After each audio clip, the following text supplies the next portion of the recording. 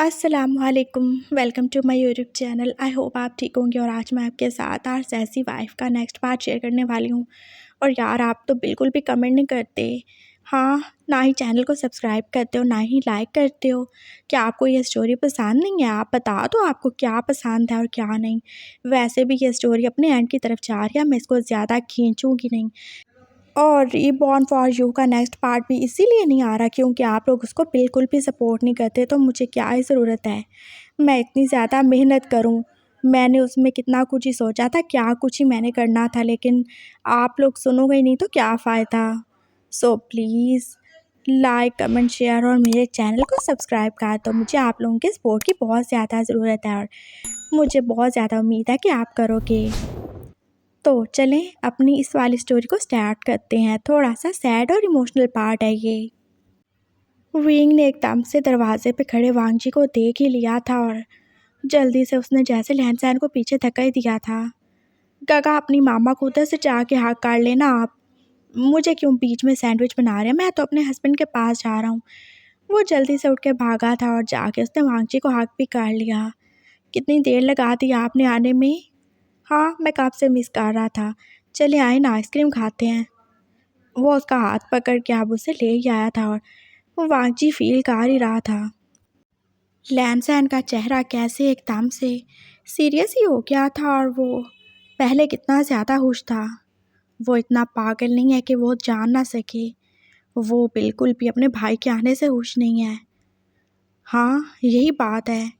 उसे अभी से साफ सही करना होगा, नहीं तो बहुत ज़्यादा देर हो जाएगी और फिर शायद कभी कुछ सही नहीं होगा। जैन। हाँ गगा, बोलो ना। तुम नहीं खाओगे आइसक्रीम? नहीं, मैं जा रहा हूँ, मुझे लेट हो रहा है ऑफिस। मैं बस देखने आया था कि भाई ठीक है कि नहीं। और मामा भी यहाँ पे थी तो मैं बस यहाँ पे रुक गया। और कुछ नहीं, आई एम सॉरी। वो बस इतना बोल के अब बाहर जा ही चुका था और मामा देख ही रही थी। वांगजी को कितना ज़्यादा ही जेलस फील हो रहा था ऐसे अपने भाई से। मैं चलती हूँ, तुम लोग बैठो। मामा चली गई थी और फिर विंग और वांगजी ने आइसक्रीम खाई थी। वो बस थोड़ी देर बातें करने के बाद अब ऑफिस चला ही गया था और विंग को सारा दिन बस यही मलाल सताता रहता था। क्या करे वो? अगर वो एक के करीब होगा तो दूसरे के साथ इनजस्टिस हो जाएगा और दूसरे के करीब हो वो पहले का दिल तोड़ देगा। ओ, मैं क्या करूं? मैं दोनों में से किसी को नहीं छोड़ सकता। दोनों ही मेरे लिए इम्पॉर्टेंट हैं। मैं बहुत ज़्यादा परेशान हूँ। वो सोच सोच के फिर से बैठ ही गया था और मामा उसके पास ही आई। तुम ऐसे टेंशन क्यों ले रहे हो? देखो, तुम परेशान नहीं हो बेबी पे, इसका बुरा असर पड़ेगा। जूस पी लो तुम। और तुमने एकेडमी नहीं जाना क्या? मामा, मेरे साथ में बहुत ज़्यादा दर्द हो रहा है। मैं बहुत ज़्यादा टेंशन में हूँ, मुझे कुछ समझ नहीं आ रहा मैं कैसे इन दोनों को हैंडल करूँ। आपने देखा वो काका कैसे चले गए, कैसे उनका चेहरा बुझ सा गया था और वांगजी को पता नहीं क्या हो गया। वो एकदम से अपने भाई से ऐसे कैसे ही जेलस हो सकते हैं? बेटा, ये नेचुरल है ना। वो पहले उसका भाई था लेकिन अब तो वो जानता है वो तुम्हारा हस्बैंड भी है। वो नहीं देख सकता तुम्हें किसी के साथ, ना ही तुम्हें बांट सकता है। और जैन जितना पोजेसिव है उससे कहीं ज़्यादा वांगजी पोजेसिव है। वो कभी किसी के साथ कुछ भी शेयर नहीं करता। वो अपने भाई के साथ अपनी चीज़ें तो बांट सकता है लेकिन अपना प्यार और बीवी तो नहीं। तुम फिक्र नहीं करो, सब सही हो जाएगा। बस वांगजी एक बार ठीक हो जाए तो हम उसे आराम से और प्यार से सब बता देंगे और वो समझ जाएगा। तब तक प्लीज़ तुम परेशान ना हो। वांगजी के साथ अच्छे से रहो। मैं कोशिश करूँगी तुम्हें और जैन को भी एक दूसरे के करीब लाने की। मैं वांगजी को थोड़ा टाइम तुमसे दूर कर दिया करूँगी लेकिन ज़्यादा तो नहीं मैं कर सकती। तुम समझ रहे हो ना भी, मैं मजबूर हूँ। इट्स ओके मामा, मैं समझता हूँ। जब मैं अपने दोनों हस्बैंड के बीच में ऐसे इंसाफ नहीं कर सकता तो वो तो आपके बेटे हैं ना। आपके लिए भी कितना ज़्यादा ही डिफ़िकल्ट होगा। थैंक यू मुझे समझने के लिए। मामा उसे हाँ काट चुकी थी और पापा और वांगजी भी ऑफिस से आ गए थे लेकिन लहनसैन क्यों नहीं आया? विंग उसका वेट ही कर रहा था और सब वो डिनर करने बैठे हुए थे। गगा नहीं आए? उसने बस ऐसे ही पूछ लिया था और वांगजी ने कैसे उसे एकदम ही देखा था। तुम्हें क्या? तुम्हें पता है ना, वो तुम्हारे पापा के ऑफिस में जाता है तो वहाँ पे काम से आता है ना, कितने दिन से तो किसी ने उसे संभाला नहीं, सब कुछ हैंडल करना होता है तो काम काफ़ी होता है, तो वो कैसे ही आएगा। तुम जल्दी से डिनर करो, फिर तुम्हें मेडिसिन लेनी है और आराम करना है, समझ गई तुम। और जैन की फ़िक्र करने की ज़रूरत नहीं है, हम हैं ना साहब, बस वो साहब हैंडल कर लेगा और जो भी चीज़ हुई तुम्हें बता देगा और फाइल्स जिन पे साइन करना होगा वो भी तुम्हें दिखा देगा। आप खुश? चलो शाबाश, डिनर करो, फिर हमें सोना है, मैं बहुत ज़्यादा थक गया हूँ। सही है। उसने बस चुपचाप अब खाना खाया था और फिर वो अपने रूम में चला गया और उसे बिल्कुल भी नहीं पता था लैन जैन कभी रात को आया था। और ऐसे ही आप कितने ही दिन गुजर चुके थे। जैन जो सुबह हुई के उठने से पहले ही आता था, वो अच्छे तरीके से शोर करता था कि वांगजी रूम में नहीं हो। वो बस उसके करीब आता था, उसे हाक करता था, उसके फोरहेड पे किस और अपने बेबी के लिए उसके पहली बेबी। वो बस इतना करके चला जाता था और मज़ीद काम के अलावा उसने कभी कोई बात नहीं की। और विंग कितना ज़्यादा फील कर रहा था इस सब को।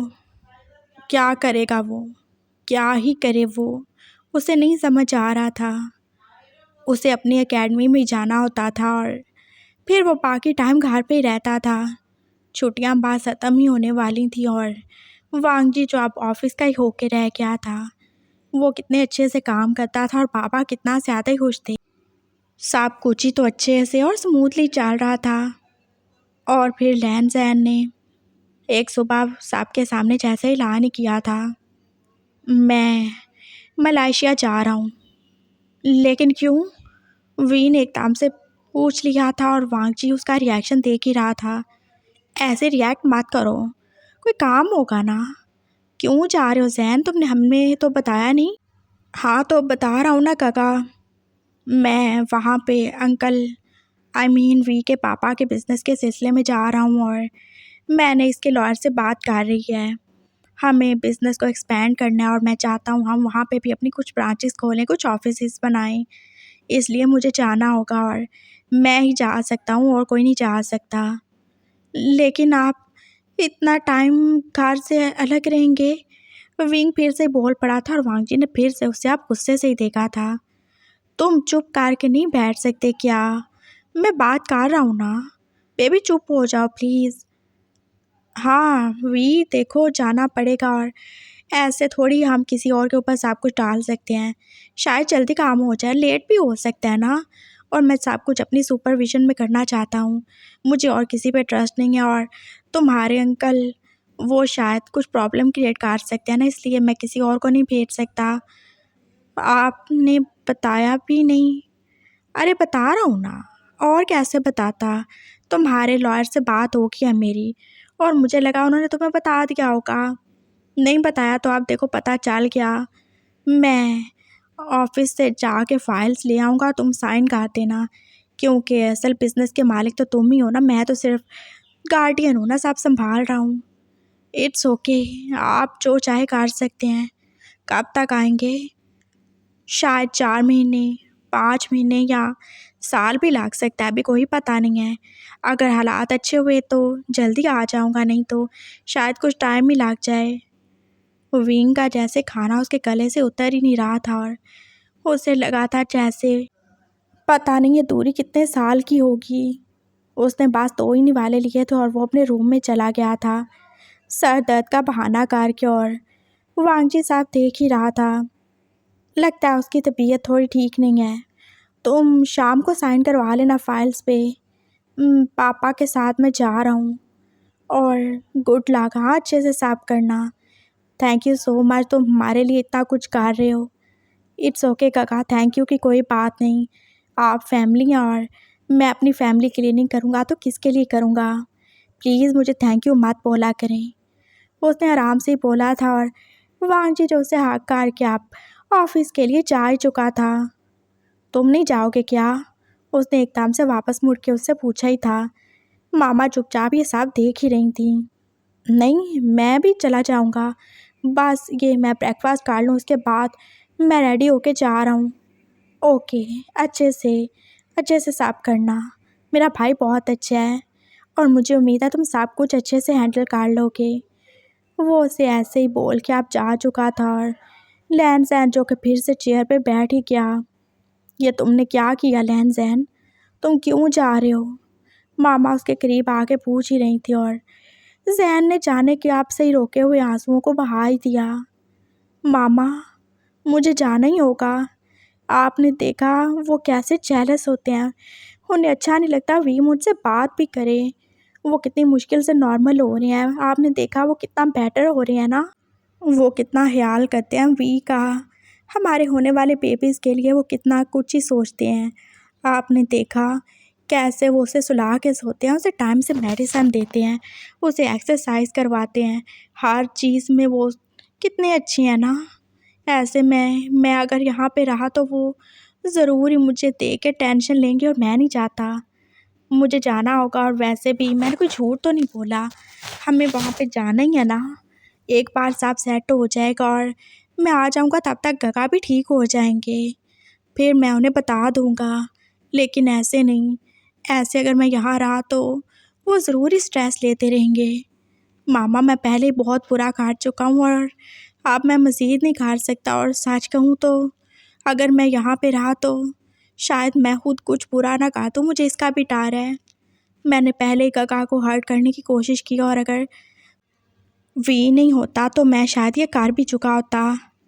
मामा, मैं ऐसा ही हूँ, मुझे जाने दें, नहीं तो मैं खुद के लिए या दूसरों के लिए कोई प्रॉब्लम क्रिएट करूँगा। और वी के पास गगा है ना, वो उसका ख्याल रख लेंगे।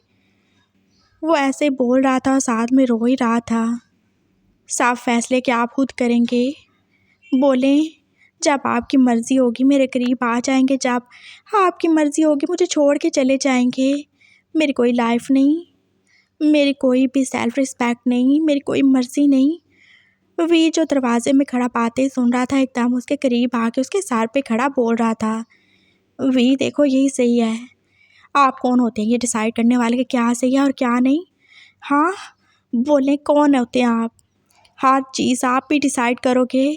आपने मुझे एक पपेट बना के रख दिया है, जब दिल चाहा अपने पास रख लिया, जब दिल चाहा वांग जी के पास फेंक दिया।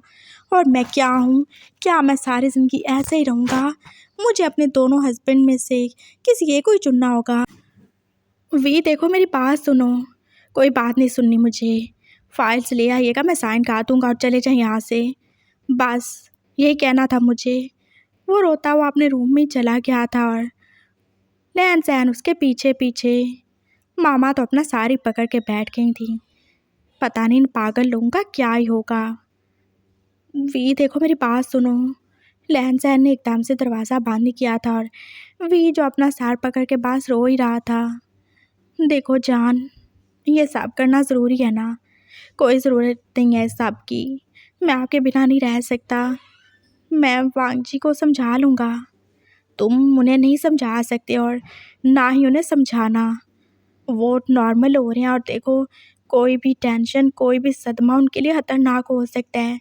तुम जानते हो मैं हॉस्पिटल जाता रहता हूँ और डॉक्टर ने मुझे क्या ही कहा, वो बहुत तेज़ी से ठीक हो रहे हैं, लेकिन जानते हो वो जितनी जल्दी नॉर्मल हो रहे हैं उतना ही उनके लिए ख़तरा है। वो मेडिसिन लेते हैं, वो एक्सरसाइज करते हैं, वो काफ़ी ज़्यादा मेंटल वर्क करते हैं, बहुत ज़्यादा स्ट्रेस लेते हैं। वो ये सब अपनी खुशी से, अपनी मर्ज़ी से कर रहे हैं, तुम्हारे लिए, बच्चों के लिए कर रहे हैं सब। और अगर ऐसे में उन्हें कोई टेंशन मिली तो वो बिल्कुल बर्दाश्त नहीं कर पाएंगे और उनकी जान को खतरा हो सकता है। देखो वी, हम थोड़ी सी जल्दबाजी या थोड़ा सा इमोशंस में बह के उनकी ज़िंदगी तो उनसे नहीं छीन सकते ना। तुमने बोला था तुम उनसे प्यार करते हो, क्या तुम चाहते हो उनके साथ कुछ बुरा हो जाए या वो हमें छोड़ के चले जाएं? प्लीज़ ऐसा नहीं बोलें। वी को एकदम से दिल में दर्द ही हुआ था। हाँ तो इसीलिए तो कह रहा हूँ ना। और देखो मैं ज़्यादा दूर तो नहीं हूँ, हम वीडियो कॉल पे बात करेंगे और जब वांग जी भैया घर पे नहीं होंगे तब भी तुम मुझसे बात करना, समझ आ गई? ऐसे ही हम उनको अच्छे से रख सकते हैं और वहाँ जाके मैं ज़्यादा ही तुमसे करीब रहूँगा, समझ गए तुम? आपने पहले ही मुझसे इतना सब कुछ करवा लिया और आप फिर ये। देखो जान, जब सब कुछ कर लिया है तो ये क्यों नहीं, बात के लास्ट है, इसके बाद कुछ नहीं।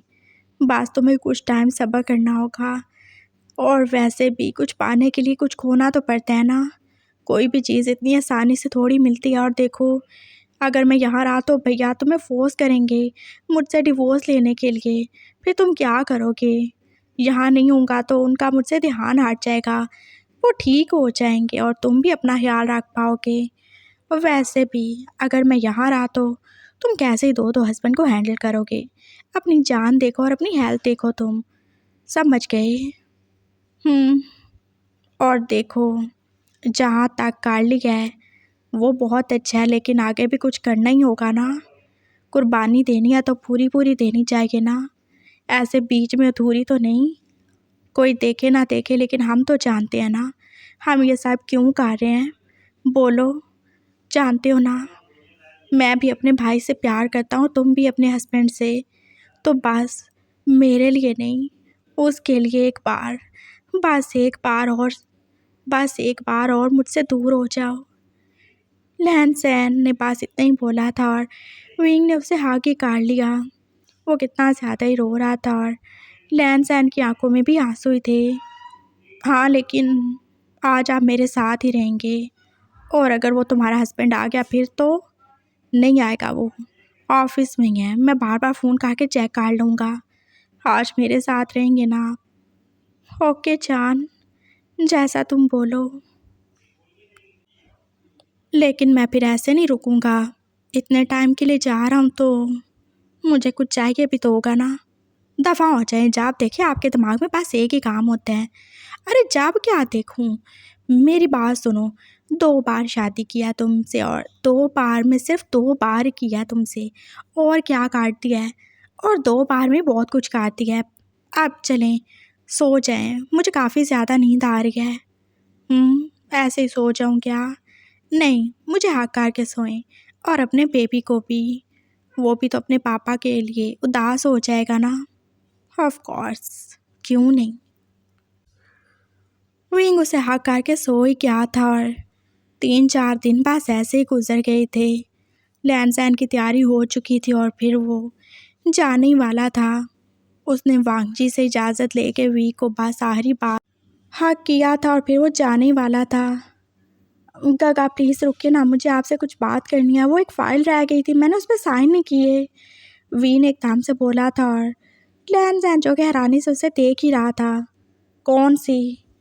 वो पास से एक रह गई, आप मुझे दिखाएं प्लीज़।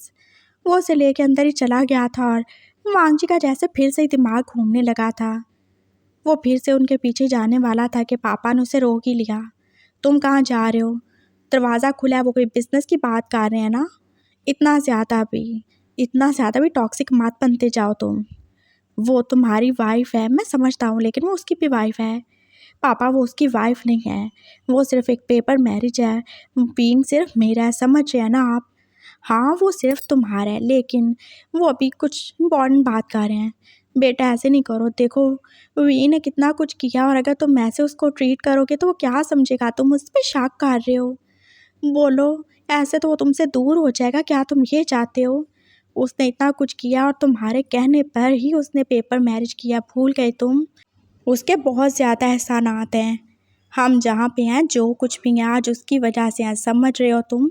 और बार बार ऐसे उसे डांट के या उस पर शक करके खुद को उसकी नज़रों में गिरा मत लो। उससे प्यार करते हो ना तो आशिकी रहो। ऐसे खुद को उसके पीछे पागल ना बना लो। जी पापा। वो चुप करके बैठ गया था और जैन और विंग जो के पास अंदर ही थे। कौन सी फाइल रह गई थी वी? बहुत सारी हैं जो नज़र नहीं आती ना। कौन सी? विंग ने उसे एकदम से खींच के थोड़ा साइड पे कर लिया था और वो उसे आगे काट चुका था। I love you Jain, I love you so much. मैं पहले आपसे कितना ज़्यादा नाराज़ था और मैं कितना ज़्यादा ही आपसे दूर हो गया था, लेकिन एकदम से आपने जो कुछ किया, मैं उसके बाद आपसे कहना चाहता हूँ आई एम सॉरी। मैंने आपको गलत समझा। इट्स ओके, मैंने गलत किया भी था। मैं जा रहा हूँ विंग, अपना और मेरे बच्चे का ख्याल रखना। दोनों बच्चों का ख्याल रखना। उसने फिर से रुक के ही बोला था। मैं आपको बहुत ज़्यादा मिस करूँगा। मुझे डेली कॉल करनी है आपने, समझ गए? और मुझे बहुत सारी किसेस देनी होंगी, बेबी के लिए भी। ऑफ़ कोर्स जान, जैसे जैसे तुम बोलोगे वैसे ही होगा। तुम बस टेंशन नहीं लेना, अच्छे से खाना-पीना, हुँ? और तुम्हें दोनों बच्चों को हेल्दी रखना है। नहीं तो मैं नहीं चाहता मेरा भाई फिर बाद में मुझसे लड़ाई करे। हाँ, करूँगा ना, सब करूँगा। आपके लिए, वांगजी के लिए, हमारे बेबी के लिए सब भी करूँगा मैं। हो जाना, मुझे जाने दो, नहीं तो मेरा जाना मुश्किल हो जाएगा। बस एक किस तो करने दें मुझे। उसने एकदम से वांगजी को अपने करीब ही कर लिया था और कितने पैशन से और वो उसे किस कर ही रहा था। बस करो विंग, दरवाज़ा खुला है, भैया आ जाएंगे, कोई भी आ जाएगा। नहीं आएंगे वो, प्लीज़। उसने फिर से उसे करीब कर ही लिया था और कितनी ज़्यादा शिद्दत ही थी उन दोनों के प्यार में। जैन एकदम से नीचे बैठ गया था और उसने विंग की बैले के ऊपर जैसे अपना सारी रख लिया। वो उसे दो किसेस कर रहा था, एक अपने बच्चे के लिए और एक वांगजी के लिए। आई लव यू बेटा, और मैं दूसरे बच्चे से भी प्यार करता हूँ। मेरे भाई की औलाद हो तुम और मैं तुम दोनों से प्यार करता हूँ।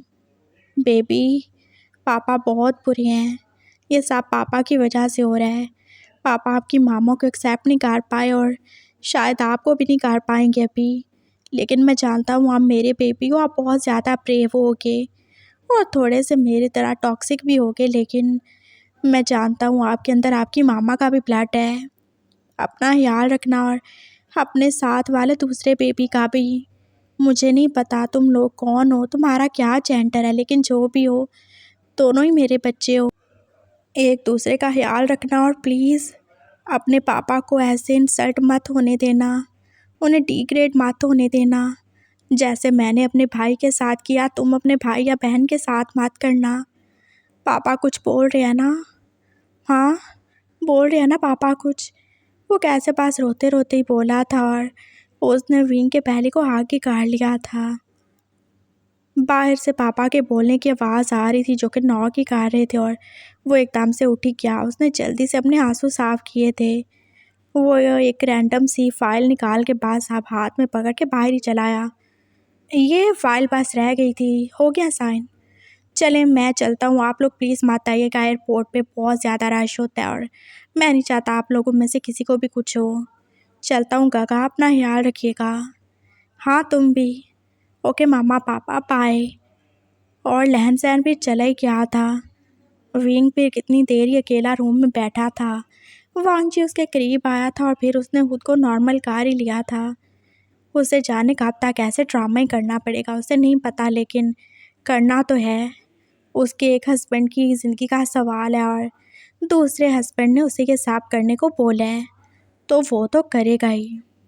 लैन सैन चला गया और विंग भी थोड़ी देर के बाद नॉर्मल हो ही गया था।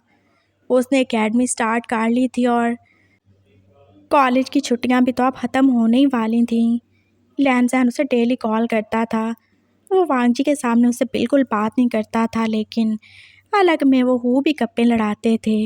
वांगजी भी अब एकदम टेंशन फ्री था, उसे कोई भी टेंशन नहीं थी। वो पूरा का पूरा ध्यान अपने बिजनेस पर देता था। वो विंग का अच्छे से ख्याल रखता, अपनी और उसकी मेडिसिन टाइम से लेता था और हाथ से ज़्यादा ही वो केयरिंग था। सारा दिन ऑफिस में रहने के बाद भी वो आके विंग का साथ दबाना, उसके हाथ पाँव का मसाज करना नहीं भूलता था। उसे पता था विंग के पास ट्विन बेबीज़ हैं और विंग कितना ही ज़्यादा थक जाता है। वो पढ़ाई भी करता है, कभी कभी मामा की हेल्प भी कर देता है और दो बच्चों के साथ प्रेग्नेंट भी है और ऐसे में वो कैसे अकेले सब कुछ कर सकता था ना। वांगजी को पता ही था। वो काफ़ी तेज़ी से अब बेटर हो रहा था और ऐसे 4 महीने तो गुजर ही गए थे। इन 4 महीनों में लहन सहन पास 2 बार आया था, वो भी 2-2 दिन के लिए, उससे ज़्यादा बिल्कुल भी नहीं। और वो विंग से बस अनजानों की तरह ही मिला था, जैसे वो सच में उसका कोई भी नहीं हो। वांगजी के लिए यही बहुत था। हाँ अच्छा हो गया, उसका भाई बेशक थोड़े टाइम के लिए उससे दूर है, लेकिन वो विंग के तो करीब है ना, उससे बस यही चाहिए था। डॉक्टर्स ने विंग को बताया था कि ओमेगा की डिलीवरी का टाइम पास कुछ भी पता नहीं होता। कुछ लोगों की प्रेगनेंसी लॉन्ग हो सकती है और कुछ की ज़्यादा नहीं। और विंग, उसकी प्रेगनेंसी को अभी 2 महीने और ही थे। उसकी डिलीवरी अभी नहीं होगी।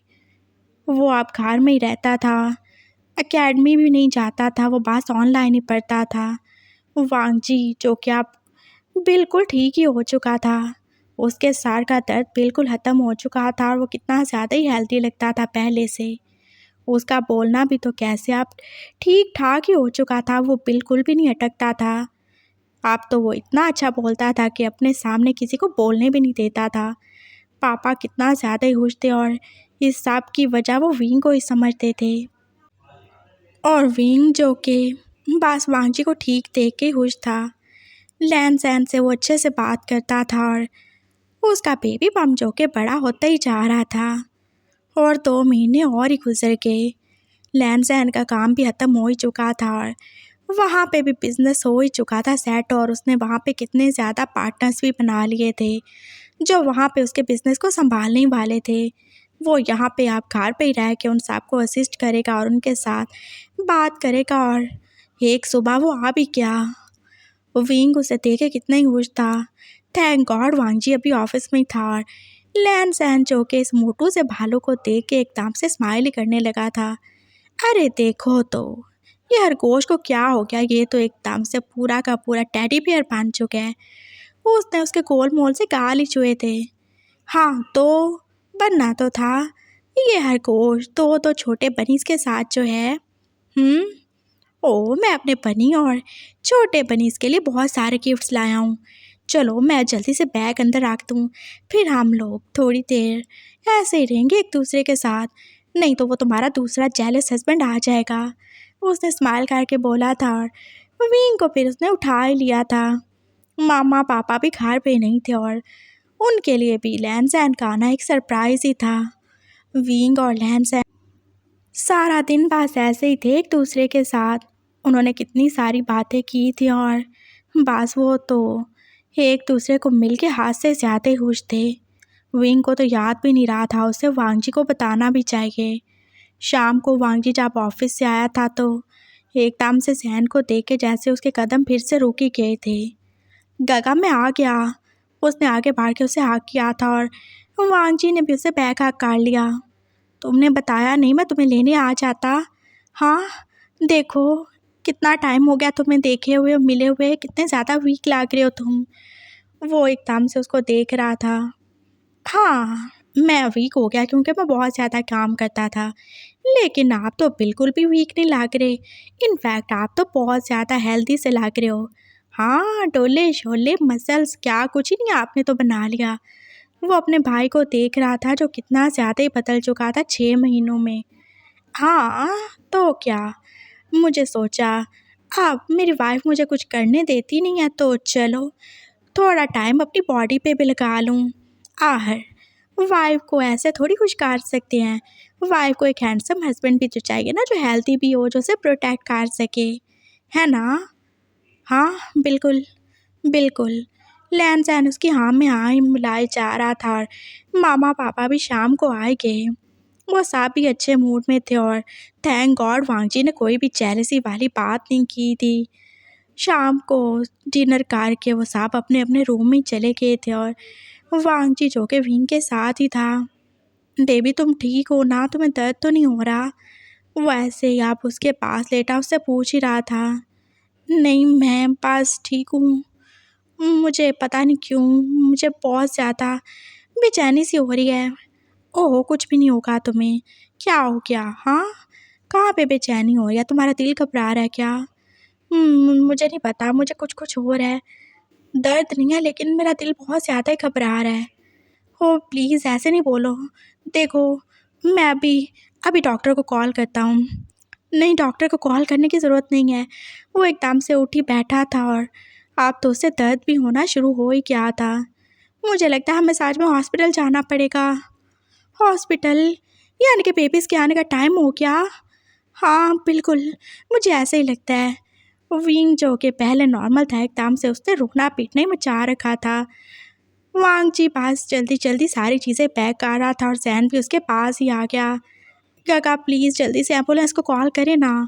अरे पागल, एम्बुलेंस को क्यों बुलाना है, हमारे पास कितनी सारी गाड़ियाँ हैं। हाँ बिल्कुल। लैनजैन एकदम से विंग को उठाने लगा था, लेकिन वांग जी ने एकदम से उसका हाथ ही पकड़ लिया। तुम ये सारा सामान पकड़ोगे, मामा पापा भी सोए होंगे, मैं चल के उनको जगाता हूँ, वी को मैं खुद लेके आ जाऊँगा, मेरी वाइफ है ना, तुम क्यों उठाओगे, पहले तुम कितने ज़्यादा वीक लग रहे हो, चलो शाबाश। उसने उसे सारा कुछ पकड़ा के आगे भेज दिया था और खुद विंग को उठा के जैसे मामा पापा को ऊंची आवाज़ से बुला ही रहा था। मामा पापा बेबीज आने का टाइम हो गया, प्लीज़ जल्दी से आ जाएं। उसने जैसे ऊंची आवाज़ से बोला था और फिर वो दोनों भाई अपनी वाइफ को लेके आप हॉस्पिटल पहुंच चुके थे। विंग जो कि ऑपरेशन थिएटर में था और वो दोनों बास यहाँ से वहाँ घूमे जा रहे थे। वांग जी को टेंशन थी, पता नहीं उसके बच्चे ठीक होंगे कि नहीं, और लैनजैन को टेंशन थी कहीं वांग जी का बच्चा उसके बच्चे से वीक ही ना हो। बस अपनी अपनी टेंशन में थे और मामा पापा देख ही रहे थे उन दोनों को। उन दोनों को देख के कोई कह नहीं सकता था कि बच्चों का असल वाला बाप कौन है, क्योंकि दोनों एक जितने ही तो परेशान थे। और फाइनली डॉक्टर बाहर आ ही चुका था 2 बच्चों के साथ। हो कॉन्ग्रेट्स, आपके यहाँ 2 बच्चे हुए हैं, एक बेटी और एक बेटा। और लैनजैन जल्दी से उन दोनों को जैसे कंपेयर ही करने लगा। बेटी बेटी थोड़ी वीक सी थी, तो क्या है कि भैया की है, और बेटा वो थोड़ा हेल्दी था, ये मेरा होगा। उसने एकदम से बच्चे को पकड़ लिया था। गगा कॉन्ग्रेट्स, आप पापा बन गए। हाँ थैंक यू सो मच, तुम भी चाचू बन गए। देखो मेरा बेटा कितना ज़्यादा हेल्दी है ना, बिल्कुल तुम्हारे जैसा लग रहा है। और मेरी बेटी देखो, ये तो वीक सी लग रही है मेरी तरह। हाँ बस क्या करें ना, अब कुछ हो नहीं सकता। जैसे मैंने आपके साथ बुरा किया था मामा के पेटों में, वैसे ही आपके बेटे ने आपकी बेटी के साथ कर दिया। अब ये बहन भाई होते ही ऐसे हैं, क्या कर सकते हैं। हाँ ऐसे ही है, अब क्या करें, बहन भाई जो हैं वो कितने ज़्यादा खुश थे और थैंक गॉड उनके बच्चे ठीक ही थे। विंग को फिर उन्होंने रूम में शिफ्ट करवा ही लिया था और वो दोनों उसके पास ही तो थे। मामा पापा बस खुशी खुशी दोनों बच्चों को देख ही रहे थे और वांग जी को फिर से जैसे जैन का वजूद खटकने लगा था।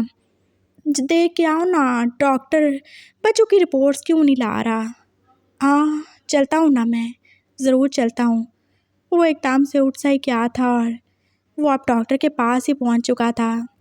बेबीज़ के सब टेस्ट हो गए ना, सब क्लियर है ना, सब ठीक है ना, हमारे बच्चे ठीक है ना। वो डॉक्टर से पूछ रहा था, लेकिन डॉक्टर चुप ही था। बोले ना डॉक्टर, बच्चे ठीक है ना। हाँ वो ठीक है, लेकिन लेकिन क्या, मैं जानता हूँ वो बेबी थोड़ी कमज़ोर है ना, वो उसका भाई वो, हाँ मुझे पता है वो कमज़ोर है, लेकिन उसको कोई प्रॉब्लम नहीं है, वो बस वीक है और कुछ टाइम में ठीक हो जाएगी। तो फिर क्या प्रॉब्लम है, आप ऐसे चुप क्यों हैं, देखिए आप मुझे डरा रहे हैं। ये वही डॉक्टर था जिसने विंग को उसकी प्रेगनेंसी के टाइम चेक किया था और वही तो आज उसकी डिलीवरी करवा चुका था ना। एक्चुअली आपका बेटा वो बेबी बॉय वो ठीक नहीं है। क्या हुआ उसे, वो तो एकदम ठीक है, वो तो नॉर्मल है, हेल्दी है, वो तो अपनी बहन से भी कहीं ज़्यादा हेल्दी है। मैं भी शायद इतना हेल्दी नहीं हूँगा। नहीं वो बस देखने में हेल्दी है और उसे सांस लेने में बहुत ज़्यादा प्रॉब्लम हो रही है, वो बीमार है और हमने उसके टेस्ट किए तो हमें पता चला उसे उसे क्या, लैनजैन का दिल जैसे तेज़ तेज़ ही धड़कने लगा था। क्या उसकी गलती की सज़ा उसके बच्चे को मिलने वाली है।